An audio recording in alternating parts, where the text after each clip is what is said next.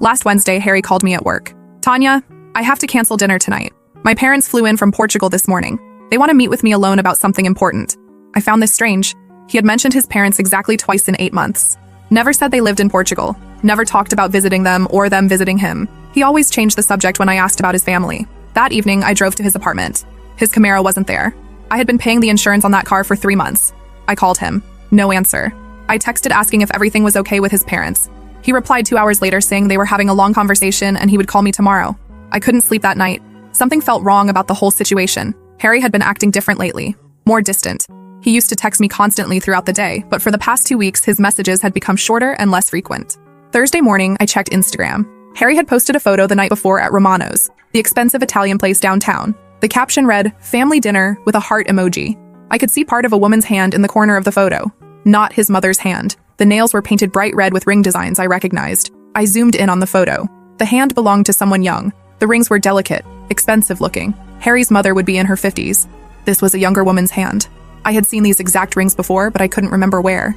That afternoon, I went through Harry's Instagram more carefully. I found photos from last year before we started dating. In several of them, he was with a blonde woman named Stella. Her account was public. I scrolled through her recent posts and recognized the rings immediately. She was wearing them in multiple photos. Stella had moved to Seattle 8 months ago for work. That was exactly when Harry and I started dating. Her most recent posts showed her back in our city. She had moved back 3 weeks ago. The same time Harry started acting distant with me, I realized the woman's hand in Harry's restaurant photo belonged to Stella, his ex-girlfriend, the one he claimed meant nothing to him when I had asked about her months ago. Friday evening, I decided to go to Romano's myself. I needed to see what was really happening. I called Harry first to see if he wanted to have dinner there. He quickly said no, claimed it was too expensive, even though I always paid for our meals anyway. I drove to Romano's at 7:30, the same time Harry had posted his photo the night before. I parked across the street and waited. At 8:15, Harry's Camaro pulled into the parking lot. He got out with an older couple and a blonde woman, Stella. I grabbed a hoodie from my back seat and put on a baseball cap I kept in my car. I went inside and asked the hostess for a table. She seated me one table away from where Harry was sitting. I kept my head down and pulled the hood up. They couldn't see my face from their angle. Harry held Stella's hand across the table. The older woman, who I assumed was his mother Priscilla, smiled at Stella warmly. His father Leonard raised his wine glass in what looked like a toast. "Mom, Dad, this is Stella, the love of my life. We're back together," Harry announced proudly. Priscilla clapped her hands together excitedly. "Oh, wonderful, darling. What about that other girl you mentioned? Tanya?" Harry laughed loudly. Leonard joined in, chuckling as he sipped his wine. "That pathetic girl? She's just my walking ATM. I've been using her for months while I got Stella back. She pays for everything." I pulled out my phone and started recording audio under the table. I needed to capture this conversation exactly as it was happening. "My car, my clothes, even my phone bill. She covers it all," Harry continued. "I'll dump her next week once Stella moves back in with me." Leonard nodded approvingly. "You're smart, son. Why work when some desperate girl will pay for everything? That's using your head." All four of them burst into laughter. "I can't believe she actually fell for it. You told me she was pretty, but I didn't think she'd be this gullible." "Pretty desperate," Harry replied. "She thinks I love her. Keeps talking about us moving in together, getting married someday. I just nod and smile while she keeps paying my bills." Priscilla leaned forward with interest. "How much money has she given you in total, sweetheart?" Harry calculated in his head. "Around 4,000 so far. Maybe more if you count everything. She bought me watch last month, paid my car insurance for 3 months, got me those shoes Stella wanted me to have." I had indeed bought him everything he mentioned. The watch had cost me $600. I had worked overtime shifts at the call center to afford his car insurance payments. I had skipped meals and canceled plans with friends to save money for the clothes and shoes he said he needed for job interviews. Stella pulled out her phone and started scrolling. I should thank her myself for taking such good care of my boyfriend. What's her Instagram handle? I want to see what this walking ATM looks like. "Don't do that," Harry said, reaching across the table to lower her phone. "I need her to keep paying until you're completely settled back here. Then I'll block her on everything." Leonard raised his glass again. "Here's to my brilliant son for finding such an easy solution to his financial problems. No need to work when you've got a sugar mama." They all clinked glasses while I sat frozen at the next table. 8 months of my life. 8 months of believing Harry loved me. 8 months of sacrificing my own financial security to help someone who saw me as nothing more than a bank account. I stopped the recording and quietly stood up. I left a $20 bill on my table for the water I had ordered and walked calmly toward the exit. Harry had no idea that I knew the truth now. He had no idea that I had recorded every word of his confession. He was about to learn exactly what happens when you try to use the wrong person. First update. The comments on my first post have been incredible, and so many of you were asking what I did after I left that restaurant. Well, sit down because this is where things got really intense. After I walked out of Romano's, I sat in my car for maybe 5 minutes just staring at my steering wheel. My hands were shaking, not from sadness but from pure rage. 8 months of my life. All those times I worked double shifts just to afford his car payments while he was planning his future with someone else. But here's what really got to me. The way they were all laughing. like I was some kind of joke they were all in on. Harry's dad raising his glass and calling me a sugar mama, while his precious son bragged about using me. The way Stella was scrolling through her phone wanting to see what this walking ATM looked like. These people didn't just see me as stupid, they saw me as entertainment. I drove home in complete silence. No music, no phone calls to friends, nothing. Just me and this growing volcano of anger that was about to explode all over Harry's pathetic life. When I got to my apartment, I looked around and started noticing all of Harry's stuff everywhere. His expensive gaming headphones on my coffee table, the ones I bought him for his birthday. His clothes hanging in my closet next to my work uniforms. His protein powder and vitamins taking up half my kitchen counter. His collection of sneakers lined up by my front door like he owned the place. That's when something clicked in my brain. This asshole had been slowly moving his stuff into my apartment over the past few months while telling his ex-girlfriend that I was just a temporary ATM. He was using my place as free storage while he waited for Stella to come back and set up their real life together. I started grabbing his things. The gaming headphones went into a garbage bag. His clothes came off the hangers and got shoved in after them. His shoes, his toiletries, his books, his stupid collection of cologne bottles. Everything went into bags. I was moving like a woman possessed, and honestly, it felt amazing. But throwing his stuff in bags wasn't enough. This piece of garbage had humiliated me in front of his entire family. He had turned me into a punchline for their family dinner conversation. So I took those bags outside to the sidewalk and started pulling everything out. His jeans landed in a puddle from yesterday's rain. His precious Jordan sneakers got tossed across the concrete. Those expensive cologne bottles, opened them up and poured them all over his gaming equipment. The smell was overwhelming, but watching that cologne drip all over his $500 headphones was absolutely therapeutic. I made sure to spread everything out really well across the sidewalk and the small front yard area. His clothes were scattered everywhere, some hanging from the fence, some just thrown in random piles. It looked like a tornado had hit a douchebag's bedroom, and I was so proud of my work. Then I went back inside, changed into comfortable pajamas, made myself a huge bowl of ice cream, and sat down to watch Netflix. For the first time in months, I felt completely relaxed. No worrying about Harry's bills. No calculating how much money I needed to save for his next emergency. No listening to him complain about his life while I worked overtime to fund it. Around 11:30, I heard Harry's car pull up outside. Then I heard his car door slam. Then I heard him yell, "What the fuck?" so loud that dogs started barking in the neighborhood. I looked out my window and watched him frantically trying to gather his stuff off the sidewalk. He was shoving wet clothes back into bags, trying to wipe cologne off his electronics, picking up shoes from random places around the yard. He looked absolutely panicked, like he couldn't understand how his perfectly organized scam had suddenly exploded in his face. He started pounding on my door about 5 minutes later. Really aggressive, angry pounding that made my neighbors turn their lights on. I opened the door but kept the chain lock attached so it would only open a few inches. Harry's face was bright red and he was breathing like he had just run a marathon. Behind him, I could see Stella sitting in his Camaro. Apparently, she had come along to witness whatever confrontation he was planning to have with me. "Tanya, what the hell is wrong with you? Why is all my stuff destroyed outside? Are you having some kind of mental breakdown?" I looked at him through that small opening in the door and felt completely calm. "Oh, I cleaned out some clutter from my apartment. I figured you wouldn't be needing it here anymore since you're moving in with the love of your life next week." The color drained from his face so fast I thought he might pass out right there on my doorstep. He started stammering, trying to figure out how I could possibly know about Stella moving back, about their plans, about any of it. "I don't know what you're talking about, Tanya. You're acting crazy right now. Let me inside so we can talk about this like adults." "Adults?" I laughed so hard I almost choked. Adults don't use people as walking ATMs while planning their real relationships behind their backs. That's when Harry realized I had been at the restaurant. I watched his brain trying to process how this was possible, when I could have been there, what exactly I had heard. His mouth opened and closed like a fish out of water. "You were spying on me?" He finally managed to say. "That's psychotic behavior, Tanya. You need help." "I need help?" I was still laughing. "Harry, you spent 8 months pretending to love me while stealing my money to fund your actual relationship. But sure, I'm the one who needs help." He started getting really aggressive then, pushing against the door, trying to force it open wider. "You can't just throw my stuff outside like garbage. Some of that equipment cost thousands of dollars. You're going to pay for whatever got damaged out there." "Actually, I think you'll find that most of it was paid for with my money, so technically I was just throwing out my own stuff." That's when Harry completely lost it.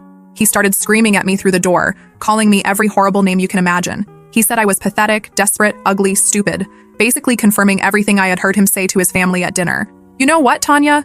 Good. I was going to dump you anyway. You're worthless and pathetic, and I can't wait to be done with this whole charade. Stella and I have been laughing about how easy you were to manipulate this entire time." I could hear Stella in the car telling him to calm down, probably worried about the neighbors calling the police. But Harry was on a complete rampage now, saying things that I'm pretty sure the entire street could hear. "You think you're so smart, but you're just a sad, lonely girl who was willing to pay thousands of dollars for a guy to pretend to love her. At least now I don't have to keep pretending that touching you doesn't make me sick." That last part actually made me smile, because Harry had just confirmed every single thing I had suspected about him, and now I had neighbors as witnesses to what kind of person he really was. I closed the door and turned off all my lights. Harry kept pounding and yelling for another 10 minutes before Stella finally convinced him to leave. I watched from my bedroom window as they drove away, and I could see them arguing in the car, even as they turned the corner. Christine from next door came over the next morning with coffee and told me she had gotten the whole thing on her security camera. Apparently, she started recording when she heard the yelling, just in case she needed to call the police. So now I have video evidence of Harry having a complete meltdown on my doorstep while his new girlfriend watched from the getaway car. But honestly, guys, I thought that was the end of it. I thought Harry would disappear into his happy new life with Stella and I would never have to see either of them again. I was so wrong about what was coming next. Second update. Okay guys, I thought Harry's screaming match on my doorstep was the grand finale of this whole mess, but apparently this manipulative asshole wasn't done with me yet. The comments on my last update have been amazing, and honestly, all your support has been the only thing keeping me sane through what happened next. So the morning after Harry's tantrum, I woke up to my phone buzzing with calls from my mom. She had called me 6 times before 9 a.m. on a Saturday, which meant someone had definitely been filling her head with lies. When I finally answered, she was in complete panic mode. Tanya, Harry called us this morning and he's very worried about you. He says you had some kind of breakdown and destroyed thousands of dollars worth of his belongings for no reason. He thinks you need professional help before you hurt yourself or someone else. I could not believe this piece of garbage had called my parents to make me look like the crazy one. He was trying to turn my own family against me after I caught him red-handed planning his future with another woman while using my money. My mom kept saying Harry had sounded so genuinely concerned and that destroying someone's property wasn't how mature adults handled breakups. She wanted me to come over Sunday to discuss how I was going to apologize to Harry and pay for everything I had damaged. I hung up on her, which probably just proved Harry's point about my unstable behavior. But Sunday morning, I went to Christine's apartment and got a copy of that security camera footage from Friday night.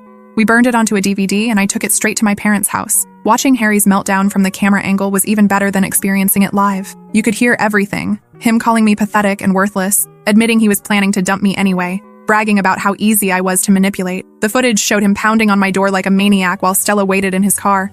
My parents' faces went completely white when they heard Harry screaming about how touching me made him sick. My dad immediately started apologizing for not believing me, and my mom was crying about how convincing Harry had sounded on the phone. But that victory felt short-lived because Harry apparently wasn't done trying to mess with my life. Tuesday afternoon, he showed up at my apartment building again. But this time, he wasn't crying or begging. He looked completely different, confident, almost smug, like he was enjoying some private joke. He was wearing new clothes that I definitely hadn't paid for, and he had this arrogant expression that made me want to punch him in the face. When I tried to walk past him into the building, Harry stepped in front of me with this fake friendly smile. Hey, Tanya, I just came by to pick up some things I left at your place. You know, important stuff that I need back. I looked at him like he was insane. Harry, I threw all your stuff outside Friday night. There's nothing left in my apartment that belongs to you. But he kept insisting there were items I had missed, things that were really valuable to him that he couldn't replace. He wanted to come upstairs and look through my closets and drawers to make sure I hadn't accidentally kept anything. The whole thing was obviously bullshit. Harry just wanted an excuse to get inside my apartment and start some kind of confrontation. I told him absolutely not and tried to push past him, but he grabbed my arm and wouldn't let me go. Come on, Tanya. Don't be difficult about this.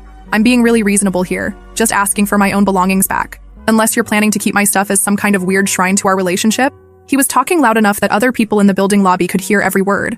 A couple of my neighbors were staring at us, and Harry was clearly enjoying the attention. He wanted to make a scene and embarrass me in front of everyone. I jerked my arm away from him and told him to leave or I would call the police. But Harry just laughed like I had said something hilarious.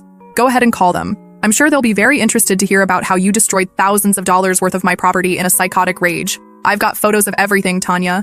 Documentation of all the damage you caused. That's when I realized Harry wasn't here to get his stuff back. He was here to intimidate me and show off how untouchable he felt now that he was back with Stella. He wanted to prove that I couldn't do anything to hurt him and that he could still control me whenever he wanted. Over the next few days, Harry started showing up everywhere I went, but not in a desperate stalker way. More like he was deliberately trying to rub his happiness in my face. I would see him at the coffee shop I always went to, sitting at a corner table with Stella, both of them laughing and acting like they were having the time of their lives. When I walked into the grocery store Thursday evening, Harry and Stella were in the checkout line right in front of me. Harry made sure to speak extra loud when he told Stella how much he loved her and how amazing their life together was going to be. He kept glancing back at me to make sure I was listening to every word. Friday afternoon, Harry showed up at my workplace again, but instead of coming inside, he parked his Camaro right in front of the building where everyone could see it. He and Stella sat in the car for over an hour, obviously waiting for me to come outside so they could make some kind of grand gesture. When my shift ended and I walked out to the parking lot, Harry rolled down his window and called out to me, "Hey, Tanya, I wanted to thank you for helping me realize what I was missing. Being with Stella again has shown me what real love actually feels like. I hope you find someone who appreciates you someday." Stella was smiling and waving at me like we were old friends, probably enjoying the whole performance as much as Harry was. They drove away laughing, and I could hear Harry's music blasting from his speakers as they turned the corner. But the worst incident happened Saturday morning when I was leaving for my weekly grocery run. Harry was waiting outside my building again, leaning against his car like he owned the whole street. This time he was alone, but he looked even more confident than before.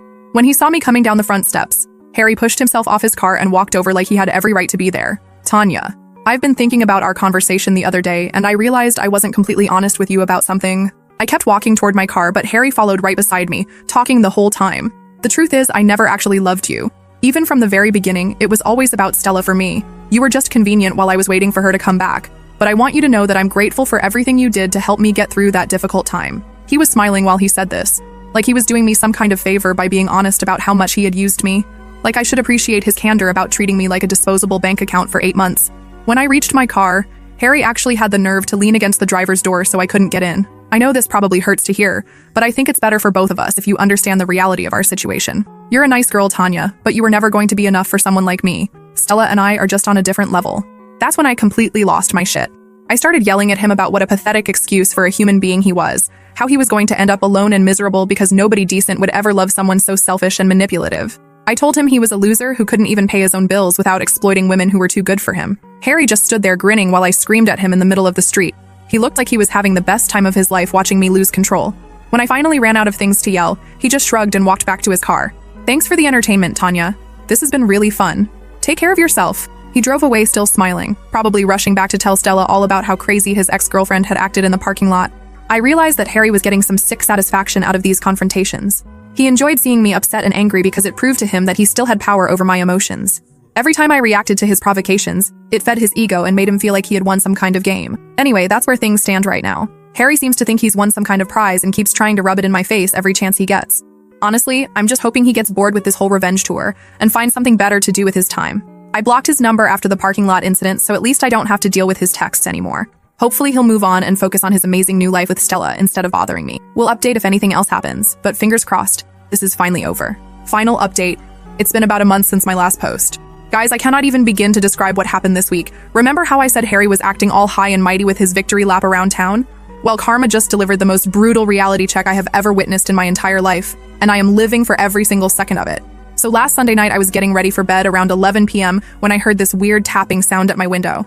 At first, I thought it was just the wind, or maybe a bird, but then I realized someone was throwing small rocks at my third-floor window. I looked outside and saw a figure standing on the sidewalk below, in what looked like the worst rainstorm we've had all month. It was Harry, soaking wet, no umbrella, no jacket, just standing there in the pouring rain throwing pebbles at my window like some kind of pathetic romantic movie scene. Except instead of looking like a charming love interest, he looked like a drowned rat who had been sleeping in his car for a week. I opened my window and yelled down at him to go away before I called the police. But Harry started shouting back up at me, and guys, what he said made my entire month. Tanya, please, I need to talk to you. Stella is gone. She took everything and disappeared. I have nowhere else to go.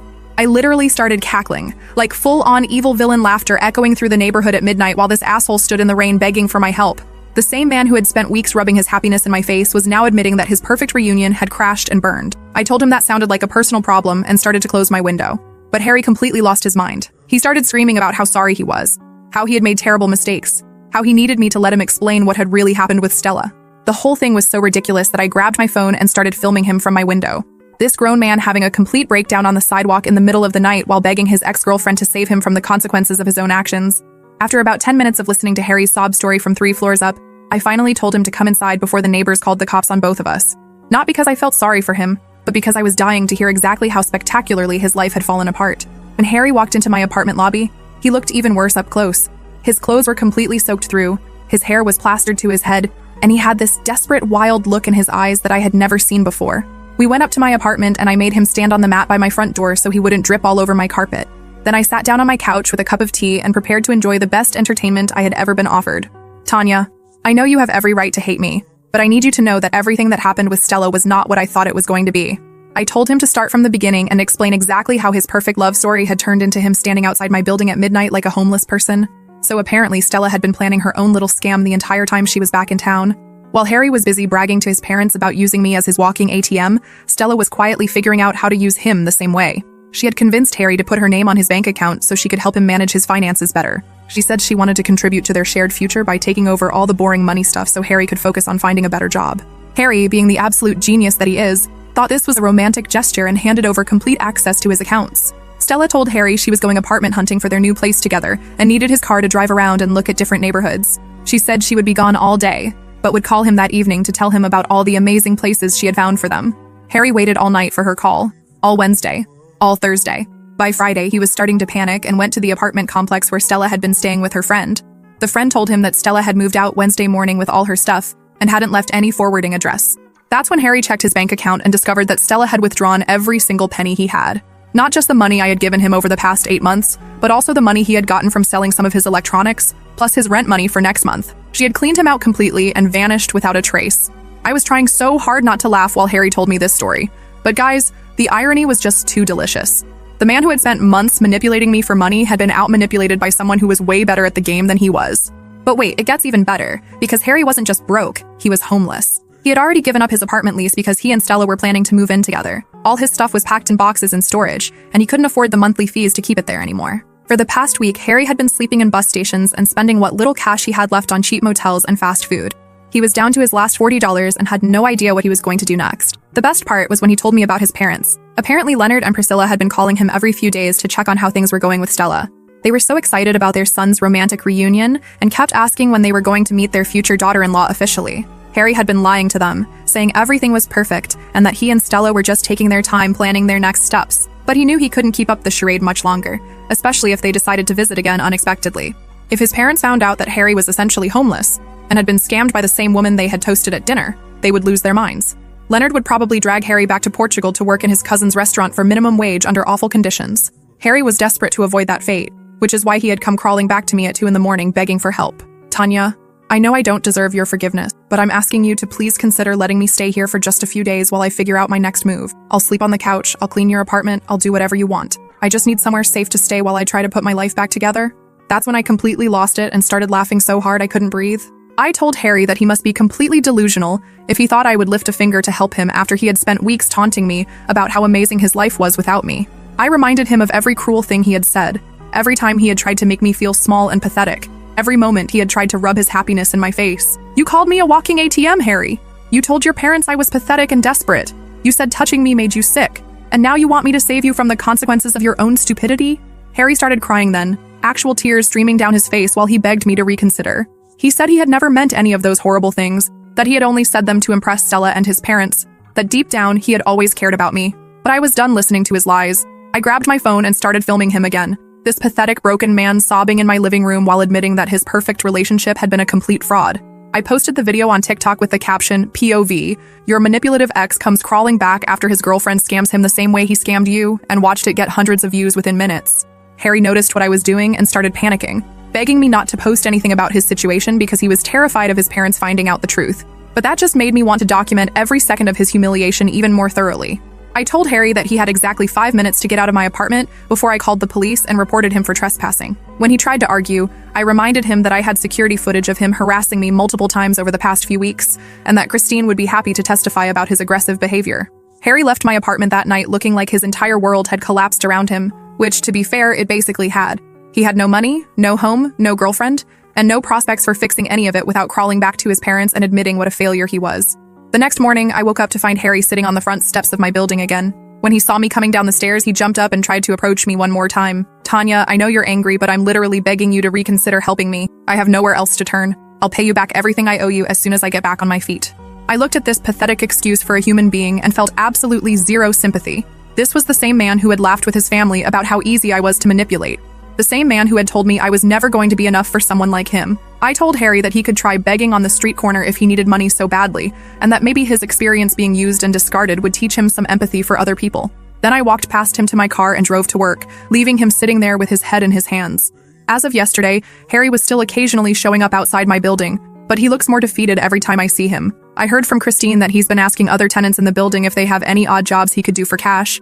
But the absolute best part happened 2 days ago, when Harry tried to get tough with me one last time. I was coming home from work and found him sitting on the building steps again, looking like complete garbage. When he saw me, he actually had the nerve to stand up and try to intimidate me. I'll remember this, Tanya. When I get back on my feet, you're going to be the one begging me to come back to you. You'll see what you lost. I literally burst out laughing right in his face. This homeless, broke, pathetic man who smells like he hasn't showered in weeks was trying to threaten me about his big comeback. I told him McDonald's was 2 blocks away, and maybe if he asked nicely they'd give him some food. Or maybe not. I hope he enjoys wondering where his next meal is coming from and sleeping wherever homeless people sleep. Maybe now he'll understand what it felt like to be used and discarded by someone who never actually cared about him. Karma is absolutely beautiful, guys.